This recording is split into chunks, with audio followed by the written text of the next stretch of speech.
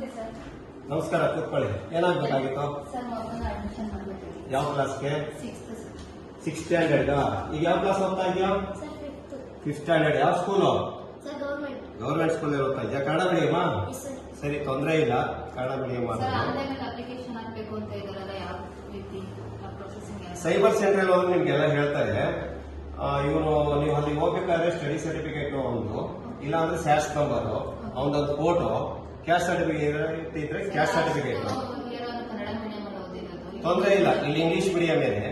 ನಮ್ದು ಒಂದೇ ಸ್ಕೂಲ್ ಇಲ್ಲಿ ಇಂಗ್ಲಿಷ್ ಮೀಡಿಯಂ ಇರೋದು. ಗವರ್ಮೆಂಟ್ ಕನ್ನಡದಲ್ಲೂ ಇರುತ್ತೆ, ಇಂಗ್ಲಿಷಲ್ಲೂ ಇರುತ್ತೆ. ಅವನು ಬರೆಯೋದೇನಿರೋದಿಲ್ಲ, ಶೇರ್ ಮಾಡಬೇಕು OMR ಸೀಟು. ಓಕೆ. ಸ್ಕೂಲಲ್ಲಿ ಏನೇನು ಸೌಲಭ್ಯಗಳಿದೆ? ಇಲ್ಲಿ ಎಲ್ಲಾ ರೀತಿಯ ಸೌಲಭ್ಯಗಳೆಲ್ಲ ಇದೆ ಹೇಳ್ತಾರೆ. ನಮ್ಮ ಶಾಲೆಯಲ್ಲಿ ಎಲ್ಲ ಸರ್ಕಾರಿ ಶಾಲೆ ತರ ಇದು ಸರ್ಕಾರಿ ಶಾಲೆ, ಬಟ್ ಆದರ್ಶ ವಿದ್ಯಾಲಯ ಏನಂದ್ರೆ ಸ್ಪೆಷಲೈಸ್ಡ್ ಸ್ಕೂಲ್ ಇದು ನಮ್ದು.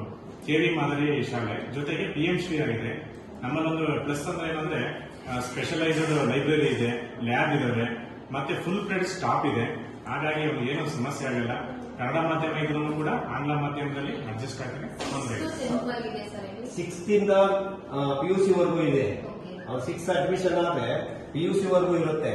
ಮತ್ತೆ ನಮ್ಮಲ್ಲಿ ಸ್ಪೆಷಲೈಸ್ಡ್ ಅಂತ ಅಂದ್ರೆ ಯೋಗ, ಕರಾಟೆ, ಕಂಪ್ಯೂಟರ್ ಶಿಕ್ಷಣ, ಆಮೇಲೆ ಅದು ಸಂಗೀತ ಶಿಕ್ಷಣ ಎಲ್ಲವೂ ಸಿಗುತ್ತೆ. ಹೌದೌದು, ಕ್ಯಾಸ್ಟ್ ಅಂಡ್ ಮೆರಿಟ್. 50% ಫೀಸ್ ಯಾವ ಫೀಸು ಇಲ್ಲ, ಎಲ್ಲ ಫ್ರೀ. 120 ಸೀಟ್ ತಗೊಳ್ತೀವಿ 6th ಸ್ಟ್ಯಾಂಡರ್ಡ್ಗೆ. ಆನ್ಲೈನ್ ಅಪ್ಲಿಕೇಶನ್ ಹಾಕ್ತೀವಲ್ಲ, ಅದ್ರಲ್ಲಿ ಫೀಸ್ ಎಲ್ಲ ಇಲ್ಲ, ಅಲ್ಲಿ ಅವ್ರೇನ್ ಫೀಸ್ ಆನ್ಲೈನ್ ಅದು ಅಷ್ಟೇನೆ. ಇಲ್ಲಿ ಯಾವ ಫೀಸ್ ಇರೋದಿಲ್ಲ. ನಮ್ಮ ಶಾಲೆಗೆ ಅವ್ರ ಅಡ್ಮಿಷನ್ ಆಗ್ತದೆ. ಓಕೆ. Thank you sir.